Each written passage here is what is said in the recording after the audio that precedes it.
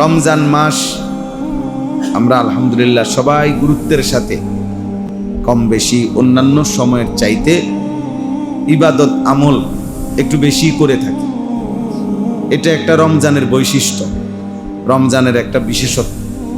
রমজানের আবহাওয়া, রমজানের পরিবেশ মনে হয় যেন ইবাদত আমলের জন্য খুব অনুকূল, আল্লাহরই কুদরত। রমজানের চাঁদ উঠলেই মনে হয় যেন ভিন্ন বাতাস, ভিন্ন আবহাওয়া পৃথিবীতে শুরু হয়। ফলে একেবারে পাষাণদিল মানুষ, গাফেল মানুষ, তারাও ইবাদত আমলের দিকে ঝুঁকে, মানসিকতা বাড়ে। এই জন্য আল্লাহ তাআলা রমজানকে আলাদাভাবেই ইবাদত আমলের জন্যই সাজাইছে এবং নিজের হাতে সাজাইছে। 11 মাসের চলমান যে আমল, আল্লাহর ইবাদত সারা বছরের, সেগুলো তো আছেই, তো অতিরিক্ত স্পেশালি আরো 6টি বিশেষ আমল দ্বারা আল্লাহ তাআলা রমজানকে বিশেষভাবে সাজিয়েছে। 1 নাম্বার হলো পূর্ণ 1 মাস রোজা। 2 নাম্বার হলো পূর্ণ 1 মাস তারাবি। 3 নাম্বার হলো পূর্ণ 1 মাস ইফতার।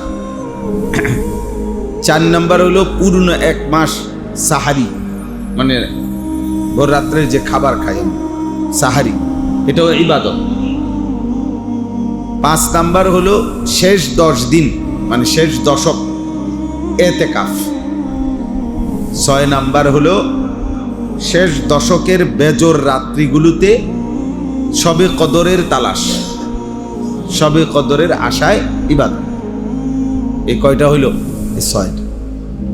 এই 6টা নতুন আমল। গত 11 মাসে যে ইবাদত, 5 ওয়াক্ত নামাজ, জুমার নামাজ, তাহাজ্জুদ নামাজ, মাগরিবের পরে আওয়াবিন নামাজ, সকালবেলার এশরাকের নামাজ, এরপরে গত 11 মাসের জিকির, কোরআনুল কারীমের তেলাওয়াত, দান, সাদাকা, আল্লাহর রাস্তায় খরচ করা, যাবতীয় গুনাহ থেকে বাঁচা, এগুলো তো আপন জায়গায় বহাল আছে। মানে এগুলোর হুকুম তো কি যেমনে আছে, এটা আছেই, এখনো আছে।